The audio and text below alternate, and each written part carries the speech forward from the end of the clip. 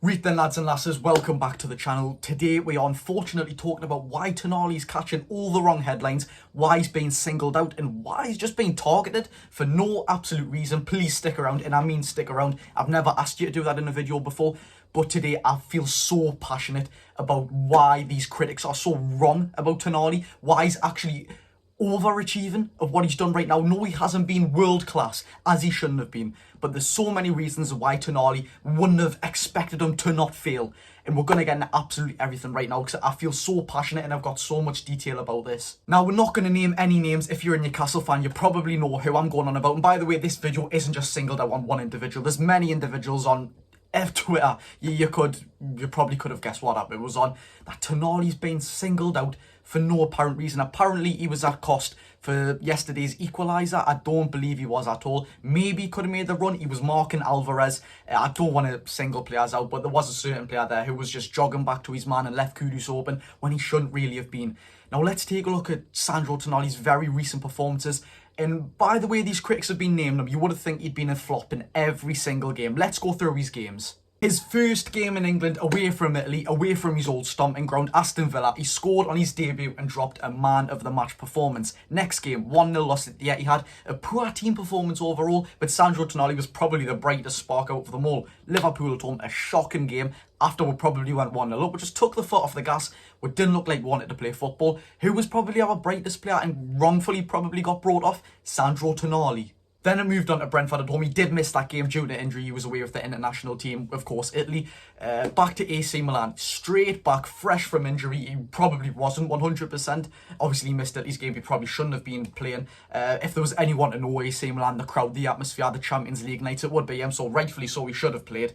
But he wouldn't have been 100%. Got chucked in the deep end yet again. His old stomping ground. Didn't have the worst performance. I don't want to yet again pick on some people, but this has become the theme where he's getting targeted. Then Sheffield United 8-0. Nobody had a bad performance in that game. There's not much to complain about. The past 4 games he has played out of position. City 1-0 in the Carabao Cup. He played in the centre of midfield. Of course, he's on that right favoured midfield is where he likes to play. And he's played on the left side of midfield for the past 3 games. And he hasn't even been bad. And this is where I wanted to get into the video. So please do stick around. This is why Sandro Tonali would be justified if he was a flop, but he's not. Just take a minute, please. To put Sandro Tonali's age into perspective, of course, he is 23 years old. Remember when Joe Linton came to this club, I think it was at 23 years old, we kind of nurtured him as the child in the group. Not, of course, a child as if he was 16, 17, but the more inexperienced one, as we do with Gordon. Now, Sandro Tonali's just a couple months older than Anthony Gordon. I think it's 7 to be exact.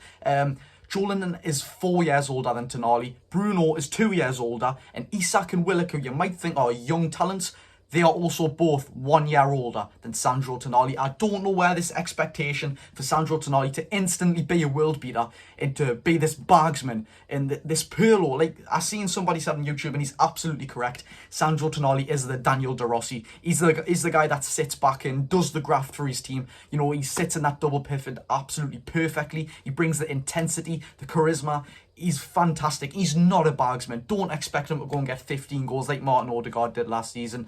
It's just, this expectation is unreal, and we're going to get even deeper into it now. And one thing which I think everyone's forgetting, Sandro Tonali is human. Yes, he's a footballer. Yes, he gets paid hundreds of grand a week. Yes, he plays on the most viewed sport in football and the most viewed league in football. All eyes on him. He's still a human being, like I am, like you are watching, even if you haven't slated him. We are all human, right?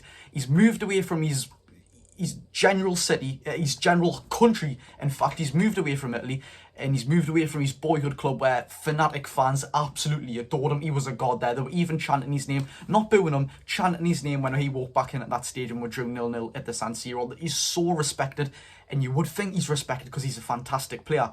Now, yes, he's human. He has mental health like all of us do, of course. He can struggle with things. He's openly admitted that his life in Newcastle wasn't the best, and he did struggle. He still went to Villa and dropped a man of the match performance. He's had to adapt to life in England, the language in England, of course, even little things like the cold in Newcastle. It's all these things add up, and more importantly, the intensity of Eddie Howe's football. All I've seen is just pressure on Sandro Tonali, pressure on every single headline.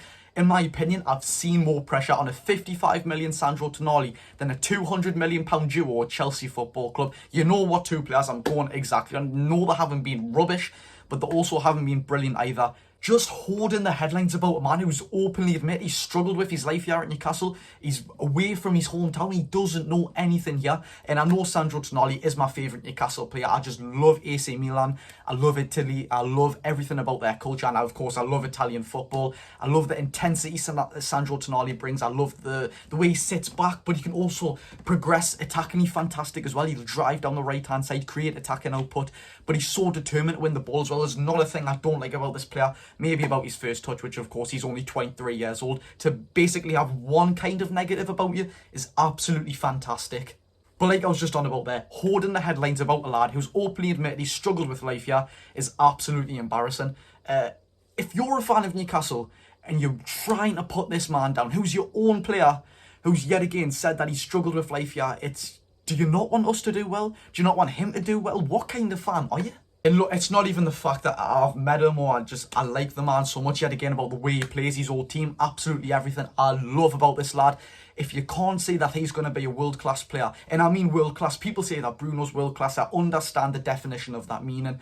I wouldn't say Bruno Guimaraes is world-class yet. I know the definition of that. In my opinion, Jude Bellingham is world-class. Yes, he's 22, but he's a fantastic footballer. He's doing it for probably the biggest club in the world. He's doing it every single week. He's a goal-scoring machine in midfield at 22 years old, moving to a foreign country. It's fantastic. But this man is just brilliant. I seriously don't get all the negativity around him. But that's all from me. I just kind of wanted to spread awareness of why Sandro Tonali shouldn't be getting absolutely pelted on. And no, I'm not saying he's exempt from getting the finger pointed at him. Of course he should, if he played absolutely shocking, which he hasn't this season. That's all I've wanted to say. If you agree that Sandro Tonali is wrongfully being pointed at for so many reasons and wrongfully so, please like this video. Let me know in the comments. Do you think it's justified Sandro Tonali should be having the finger pointed at him? In my opinion, well, you know my opinion, it's absolutely not. Let me know in the comments on your thoughts on Sandro Tonali's life to start in Newcastle. Thank you very much for watching. If you haven't already, please hit that subscribe button. Daily content on you as always. Absolutely love talking about Newcastle United. And I will see you tomorrow. Have a good day.